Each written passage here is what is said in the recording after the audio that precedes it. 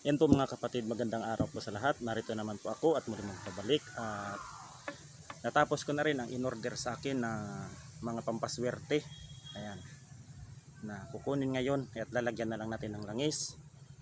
Ayan. Napaka ganda po nito mga kapatid. Kumpleto po ito. May mga bulak po ng tanglad, bulak ng kawayan. Lahat po ng mga sangkap. Spiritual, physical ay naandito na po. Kumpleto na po ito. Yan. Lalagyan na lang natin ng langis mga kapatid. Yan sa mga gustong magpagawa po, at meron pa po ako mga kunting mayroon pa naman ako mga garapa na ganito. Ay, mga nasa 3 na lang lamang ng piraso lamang 'yon. At magpapagawa lamang po kayo, i-PM lamang po kayo sa akin. Yan, at lagyan na natin ng langis mga kapatid. Ito po mga kapatid ang aking ginawa na pampaswerte nito sa tindahan, sa negosyo, lahat na po, at lagyan po natin ng langis. Yan.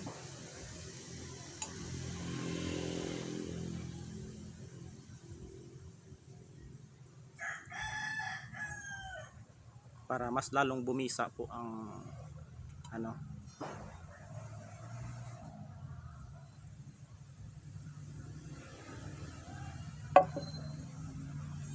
ayan na po siya.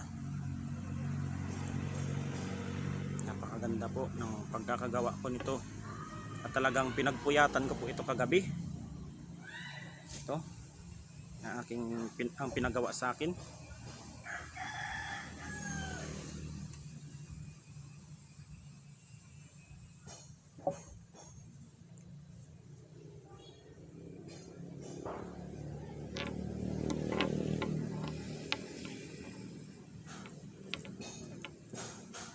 Kapatid,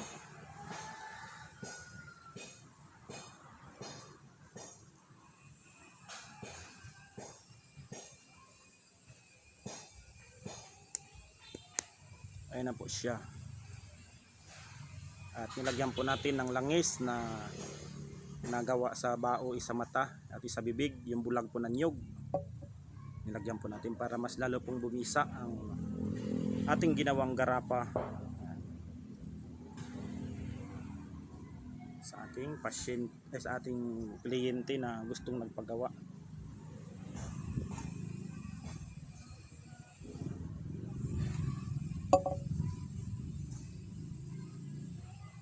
Yan. Sa magpapagawa po nito ay mag-PM lamang po kayo. Ayan.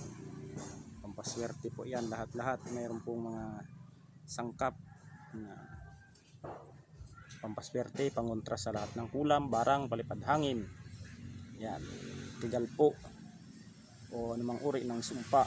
Ayan, napakaganda po nito mga kapatid.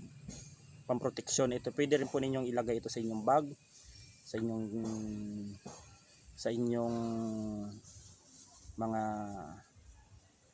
basta sa inyong katawan, pwede ninyong ibulsa ito. Pag alam po ninyong nakakaramdam po kayo ng pag naramdaman po niyo o nahawakan po ninyo ang garapang ito ay umiinit po ito po ay dumidepensa sa inyo. Ayan.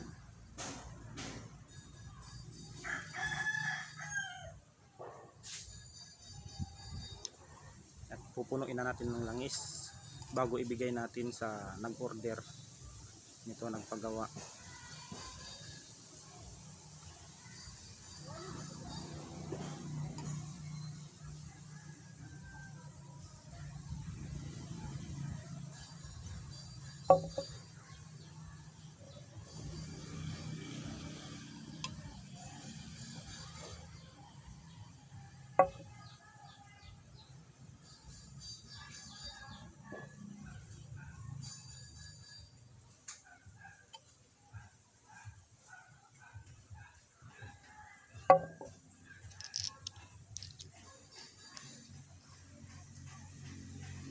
Yan na po.